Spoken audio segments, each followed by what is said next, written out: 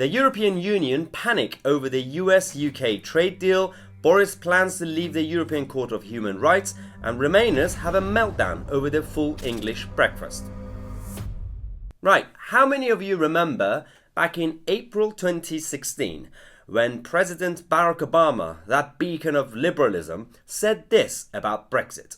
Maybe some point down the line there might be a UK-US trade agreement, but it's not going to happen anytime soon because our focus is in negotiating with a big bloc, the European Union, to get a trade agreement done. And UK is going to be in the back of the queue. Ah, the good old days, right? The first time I heard that, and I realized Obama said queue instead of line. Americans say back of the line, not queue. I realized this was firstly briefed by Number 10 and David Cameron. Basically, the UK government begged America for a favour, saying, Barack, can you come on TV and please tell our own people, our own voters, that you will basically destroy us and you will ignore us as your closest ally because of the European Union. Things have changed. Do you know what changed? Donald Trump became president. We are no longer in the back of the queue. We now have the latest document from the International Trade Department and Liz Truss that shows that the UK and the United States are now ready to actually start fully negotiating a free trade agreement with benefits that will actually help both countries completely. Yeah, so what happens at the back of the queue, guys? Remainers aren't really happy about this. The European Union are completely panicking. In this video, we're gonna talk about the EU's reaction to this, but also the hypocrisy of the Remainers throughout the last few years, and the benefits of this potential trade deal. But before we continue, most of you know that we have now launched our membership club on YouTube. You could actually find next to the subscribe button, there should be a button called join.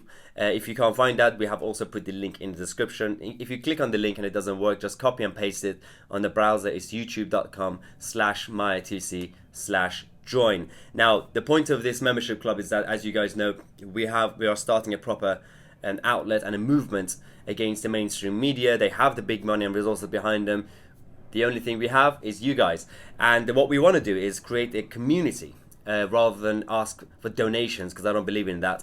What I want to do is basically give something back to you guys so you could actually have more say when it comes to this channel and what we do and what we could do in the future.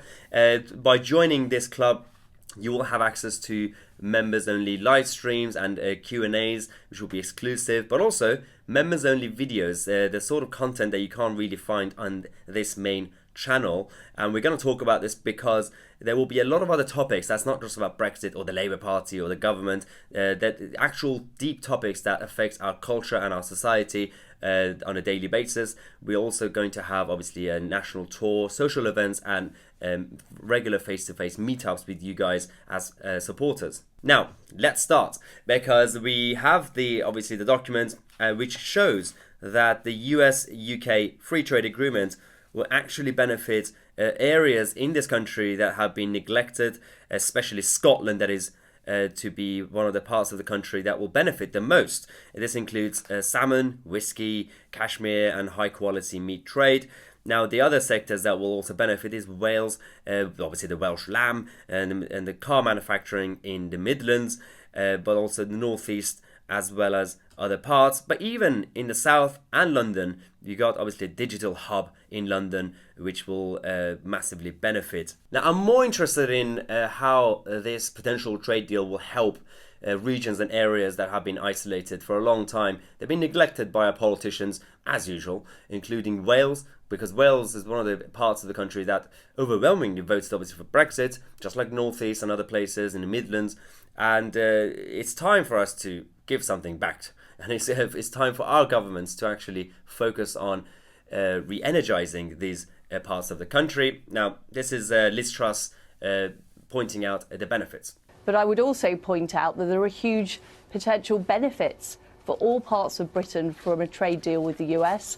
Our economic study shows a potential 15 billion benefit for trade, a 1.8 billion boost for British workers, and every single part of the country stands to benefit, with particularly the Midlands, the North East and Scotland likely to benefit the most. So there are big opportunities there. Now, the funny thing about this whole thing is that we remember when Obama and the Remainers came out, 4 years ago, saying that if you want a trade deal with America, which is a very good idea, you should be part of the European Union and have the European Commission negotiate on your behalf, because a trade deal with America is very good and the European Union will sort it out for you.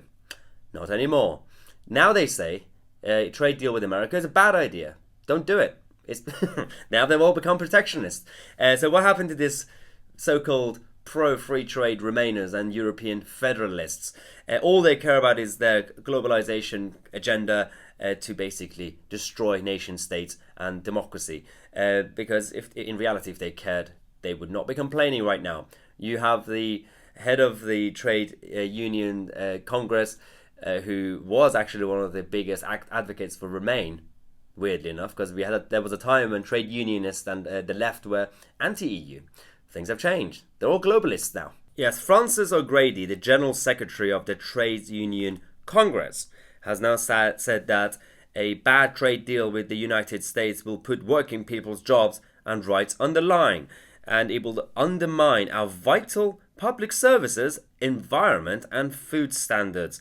Nobody voted for chlorinated chicken or for US corporations to have more access to our personal data. I'm not really sure she knows how trade deals work. Yeah, and she cares about chlorinated chicken and the environment. Well, this is the hypocrisy of the so-called left-wing Remainers. I'm not really sure how it works, but we even have Peston from ITV who tweeted, freaking out, the so-called mainstream media, the very balanced mainstream media, are now complaining about the trade deal between the US and the UK. Yeah, Robert Peston now says, remember that trade deal with the US that this government has been saying for years is so desperately important and is the big reason why it insists the UK should leave the EU, the EU's single market and customs union? Well, today it published its mandate for trade talks with the US. And that mandate includes a new forecast that if it gets what it wants from a free trade agreement, then there would be an increase in trade with the US of approximately £15.3 billion after 15 years from the implementation of the agreement. Now, I don't want to be a party pooper, but £15 billion in the context of our 2 trillion plus economy is a rounding error trivial. Now, this is typical because now they're saying, well, there's no point in having a trade deal with America because the benefits are going to be limited. So let's just not do it because economic forecasts say that. When was the last time economic forecasts were right about anything? Literally anything. This is the whole problem with people who treat economics as some sort of hard science. It doesn't work that way. This is not how economics works. But these people are desperate because they usually go with emotions and irrational emotions rather than facts and evidence. This is not how it's going to be going. Both economies will grow in the next 10-15 years and these numbers will definitely change. Now guess who's also angry about this? Michel Barnier, because with a potential trade deal between the US and the UK, if that happens, that means the United Kingdom will have to say no to the European Court of Justice having oversight, because otherwise there's no point. We won't have our sovereignty back. Yeah, because if we're going to be an independent country, you cannot be tied to the EU. And it doesn't mean we're not going to trade with Europe. That's always going to continue, and that's not how things work with trade negotiations. And I'm so glad that for once, very directly, Boris Johnson was asked, would you make any concessions during the EU trade talks? And he said no. Though you will have to make some concessions. Do you accept that? No. This is a look. We want a great free trade deal. It's there to be done. We're very optimistic, and we want a great relationship with our friends. And we buy huge quantities of their stuff. They buy huge quantities of our stuff. Sorry, there's just a big chance now. Now, the other good news coming out of this government, and I haven't been the biggest supporter. I've criticised this government on a number of policies, including potential tax rises, the green crap, and everything else. But they are doing quite well with Brexit, and they are now announcing that the United Kingdom will be leaving the European Court of Human Rights. I've been waiting for this for a long time because the European European Convention of Human Rights is a separate entity to the EU technically. So if you leave the EU, you could still be a member, but we have now said that we are leaving this. The European Convention of Human Rights was actually founded in the 1950s, and it is separate, and you have members like Turkey and Russia inside it, which shows you the whole problem. Yeah, because this idiotic entity have been causing a lot of trouble for our country. If you want to get rid of bad people from the UK, we've been stuck so many times because they say human rights, human rights. And on the other hand, the Remainers have been using it against us during the Brexit referendum, saying, oh, Brexiteers hate human rights and they want to leave human rights. The European Court of Human Rights is not human rights. I'd rather have British Bill of Rights than the ECHR, because that's not how Western civilization works. If you leave an entity like this, doesn't mean that you'll suddenly, nobody in this country have human rights. It's kind of like the whole, if you leave the European Union, that means you're leaving Europe. We're not leaving Europe, darling. We're not.